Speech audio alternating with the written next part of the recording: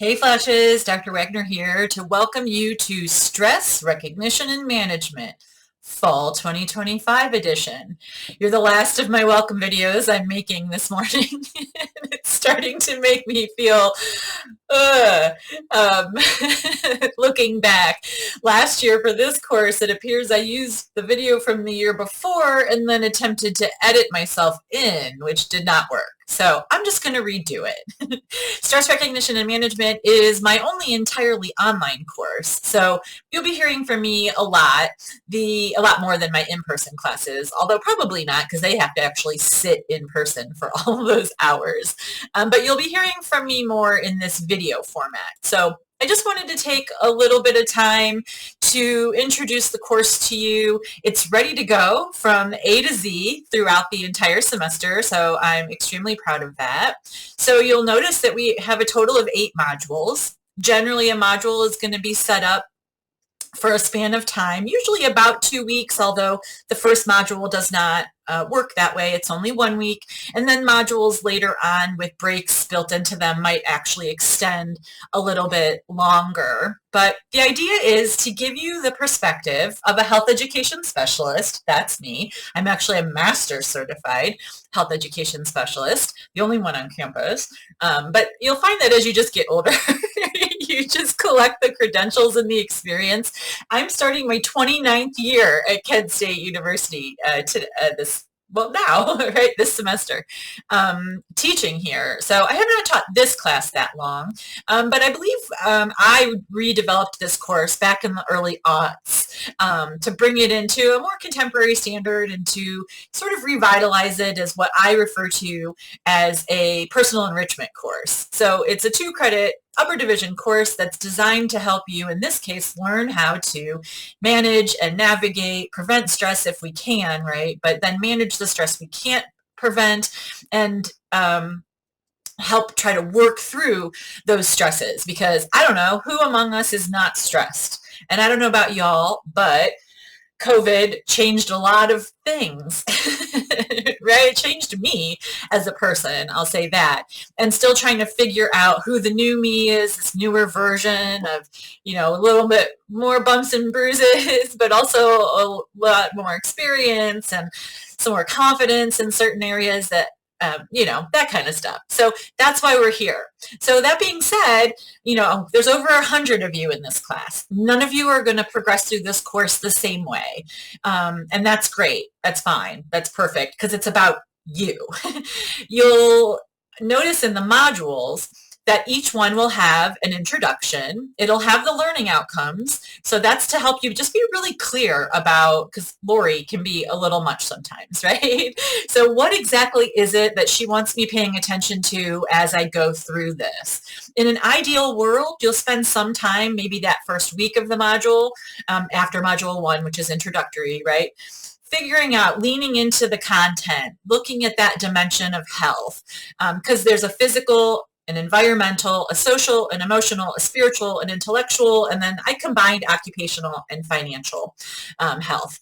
You'll also notice that some of the wellness folks or, people across the country who aren't certified or who aren't health education specialists, at least, might talk about wellness. I don't like that word. So we're going to focus on your health and well-being in response to, and in the category, at least here, of stress. So each of those modules then is going to take you through a dimension of health and allow you an opportunity to reconsider how that dimension of your health is working and what stressors might be there that you might want to eliminate or get a little bit more under control, right? Or work on ourselves. I know I'm working on some of my emotional and mental flexibility, right? And working on some change management as the university goes through T28 and my program in school are changing colleges, right? And it sounds like now we're all getting kicked out of this building. So I'm like, okay, I have to do some change management here. I have to figure out how to help myself realize that though sometimes my body is like, this is a problem, that it's really not that big of a problem, that it's maybe just some discomfort, some, like I said, maybe not in this video, this is my 29th year. So some of the stuff like, well, it's always been this way, right? some of that should probably change and might be much better once we get to the other side of what exactly the nuances of the change are going to be, perhaps, right? And some of it is just like I'm going to have to just wait and figure it out. So those are some ways in which I try to manage my stress. I'm somebody who works with generalized anxiety disorder, so I'm constantly trying to, set myself up for success in terms of managing my expectations, but then also learning how to handle the things we can't control, which might be a lot more than I was willing to acknowledge when I was your age. But we're here together in this journey, right? So sometimes I joke with my friends, I'm like, why am I teaching this class? But that's the point. None of us are always going to be an expert in anything, really. Most of my notoriety, although that's probably not the right word, I'm probably best known on campus for this class, but also for the human sexuality course built into the human sexuality minor. And so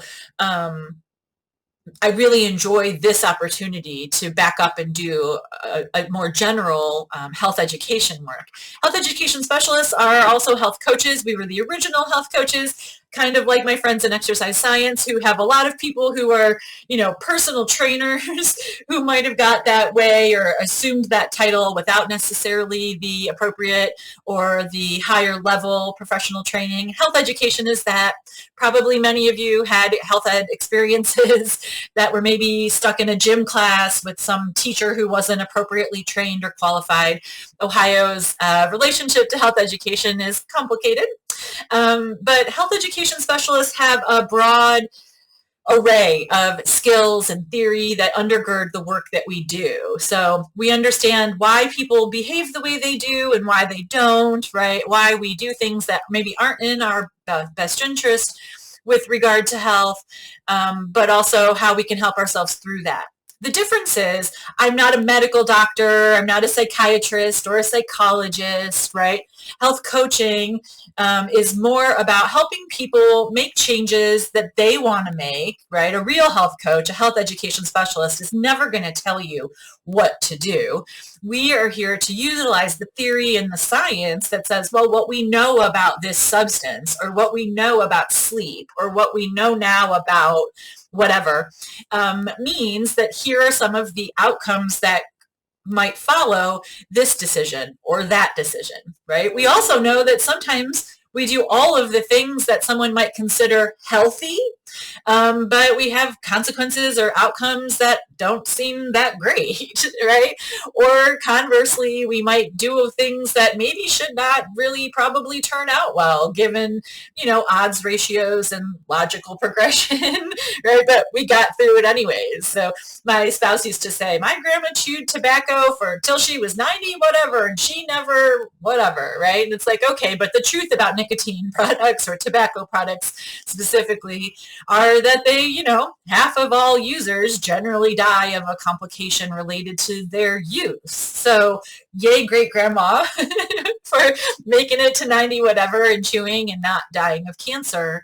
But that's not going to be true for half of the people that might make that choice. So, and ultimately, he made a decision. People make health decisions for a number of different reasons. And so we'll play with that just a little bit because we're here to focus solely on stress. But like I said, you've probably not had high quality health education, so prepare yourselves, right? Because I'm going to talk about, well, how does the environment affect us and what of that can we control and manage and what of that do we just have to roll with? So in module number 1, and you can see all of this whenever you want to, get started in the course. The course actually starts Monday morning. And I totally respect those of you who are like, I'm going to start Monday morning. And those of you who are already, some of you even a couple weeks ago, like, Wagner, can I get the syllabus? So the learning outcomes are there. As I said, those will help you see what exactly it is that I'm hoping you've done. You'll notice that the only requirements of the course and everything ends up having this is what I think you should do, or, here are some other options. I do prefer a paper planner, not only for myself, but for y'all. And we'll talk about that. There are those of you who will refute that and say, I live by my phone calendar or my, whatever. That works too. I'm not trying to break things for you that are already working, right? My coach used to say, why, if it's not broken, don't fix it. But I will ask you to just lean in a little bit to, is this really working for me? Right? Or is this just the way I've been doing things? And so I really don't want to change. Ultimately, as I said, I'm not requiring you to change in any way. I'm asking you to contemplate the content, to think about how it works in your own life, and to practice a little bit of some different pieces of that. So the planner is part of that. We're not going to use it all of the time, but I do think a planner, and you can print out pages on the internet. I don't care. You can draw it, whatever you want. You don't have to buy something. There's no course fee or something I'm requiring you to purchase.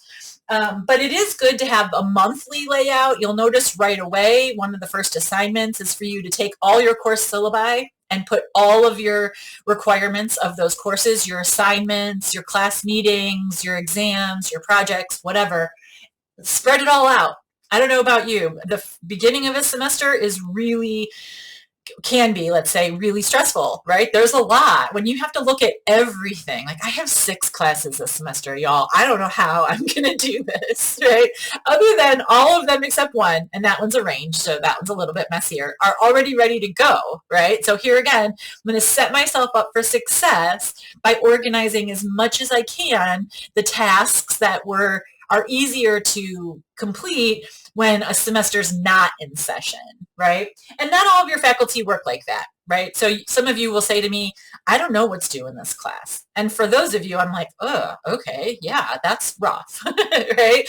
But keep in mind, this is your course. So that's all you have to say is, hey, Dr. Wagner, this faculty member has not yet told me. I'll get back to you. That's what the month is good for. What is going on in the whole month? Especially because stress isn't just about school, right? You're going to have weddings and birthdays and trips and all kinds of fun things, right? Homecoming and all of those things that we celebrate as a university or that we celebrate as a community or that you are going to be participating in personally. So that helps you with, oh gosh, I just realized I have this wedding I'm going home to and there's an exam that weekend. Like, how am I going to work that out, right? And gives you time to engage with that faculty member and say, is there a way to get this done and also be able to celebrate with my cousin or whatever that is, right?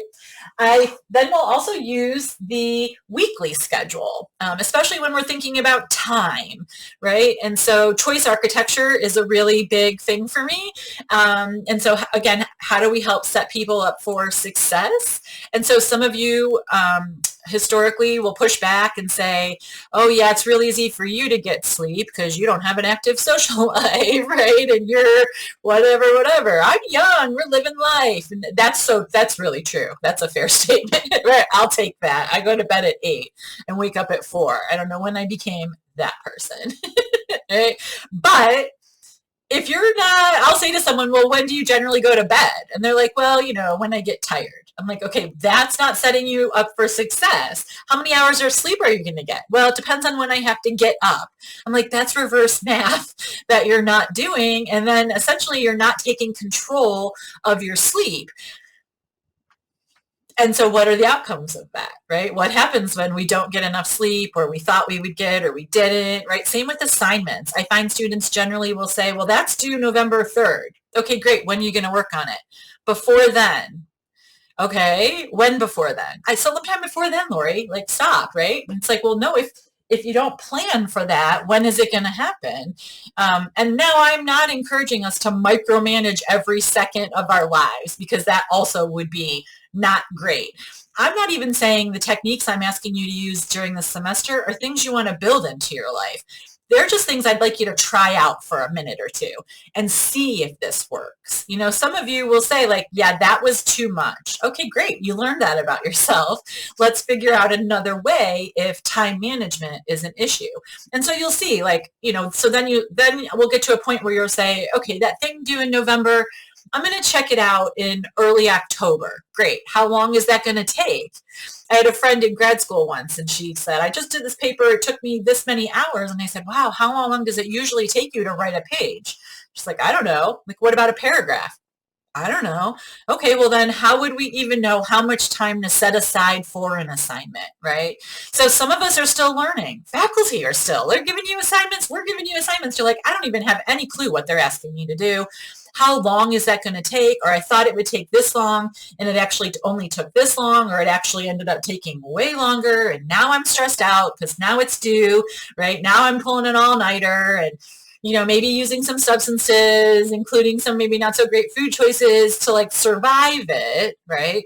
And survive, that can be important, but that's a pretty low level. I would like us to get not just through survival, right? But like, how about maintenance? How about thriving? How about excelling? Right? Maybe that's too much to ask because there's a lot going on in the world and in everybody's lives right now.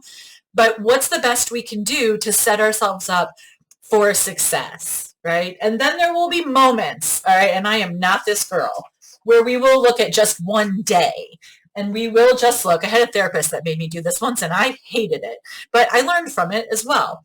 Thinking about how are we using our time in a day? And when are we stopping to smell the roses? When are we just having a nap problem in my office? Sorry. When are we having fun? When are we hanging out with the people that really feed our soul and our spirit and our life and our energy, right? I think the hardest part about teaching emerging adults and undergraduate students specifically are the things that happen during your life. While you're still developing, while you're learning, while you're making this choice to join us here at Kent State and better yourself, at least from an educational standpoint, and all of the other good things that come with that. There are a lot of things that happen that we need to then learn how to navigate and how to traverse. So we'll go from there. You'll notice that the course is also going to ask you to journal. I am not a creeper. I am never going to read your journal. So the journal requirement is just that you spend a few minutes writing things down, right? I teach Flashes 101. I see that they've instituted a Just Be journal, and I was like, all right, I don't know that I'm making my students in their journal. Right? But again, good science about if I write this out, if I get the feelings out, if I get the thoughts down, right? Your journal can be voice notes. It can be Post-it notes. It can be whatever it is. I'm never collecting it and I'm never looking at it. What you'll find is there will be a prompt, right? How did this go? Or what do you think about that for the journal? But then in the journal assignment, it will be after you've looked back at your journal, right? Because I think I ask you to write in it 2 or 3 times a week. Let's see. Let's look at the first journal assignment before I misspeak. So I was right about Planner 1 assignment. So Journal 1 assignment is to just start writing in it, right? How your day is going, how's your week going? Yeah, 3 times each week. So the end of journal assignment 1, because module 1 is only 1 week, you should only have 3 entries. You could even say, Dr. Wagner is such a loser for making me write in this stupid journal. I'm an adult. I don't need it, right? Because I'm not reading it. It's your journal. I will say if you're reflecting back in your journal, it's all about me, right? But hopefully your journal will be about you. But notice, once you've entered 3 days of thought, tell me. And then the first one, did you enjoy journaling? Did you not? Right? So just make sure you're looking at those questions because that's all I care about in your response.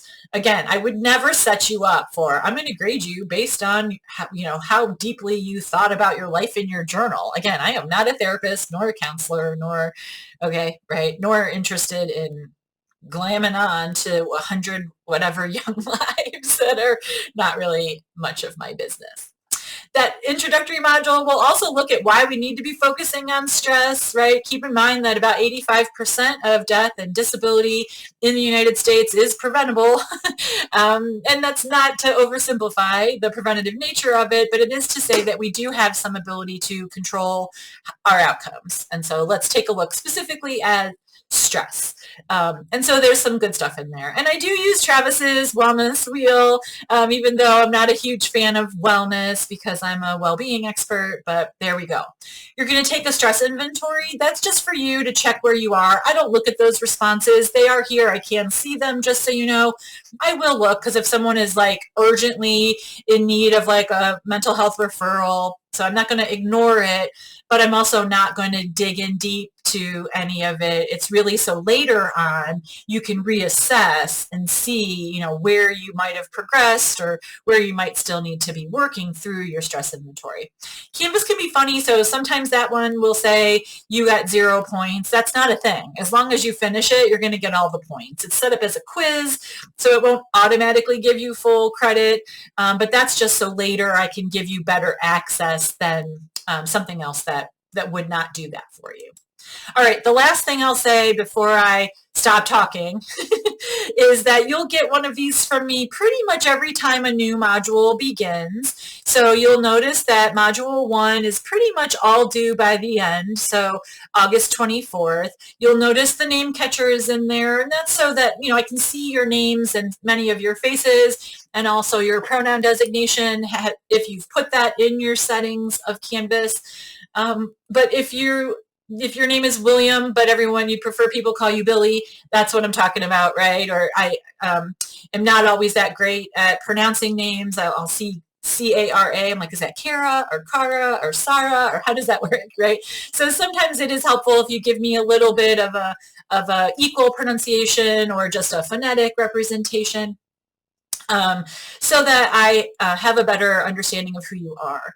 I put the religious practice request in there as an assignment. You may or may not know, a few years ago, Ohio state law in Ohio changed, allowing students up to 3 days without penalty for sincerely held religious practices. So I just put it in there as an assignment.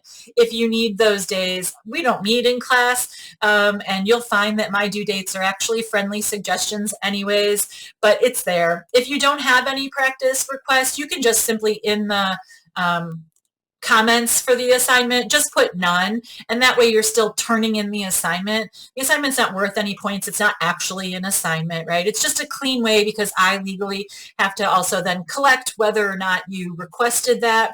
The law gives you the first 2 weeks of the semester, so I put the due date as August 31st, but who knows, like sometimes we're like, oh, I didn't realize Ramadan, or I didn't think about Good Friday or whatever, and I'm not the kind of faculty that's going to say to you, well, you didn't put this request in, so no, because that's just not who I am. So that's there in those assignments as well. So each module will have an introduction with the welcome, the learning outcomes, and the overview, which will show you everything that's due. That also should be populating on your Canvas calendar, so that's good too. And I'm not a fan of folks saying, I'm going to use my Canvas calendar as my calendar for this class, because that's not how the Canvas calendar works. But we can negotiate all of that. There's no hard and set one rule pretty much on anything, other than that the end of the semester is whatever that is. Let's look at what that is, because it's right around the corner, even if it doesn't feel like it.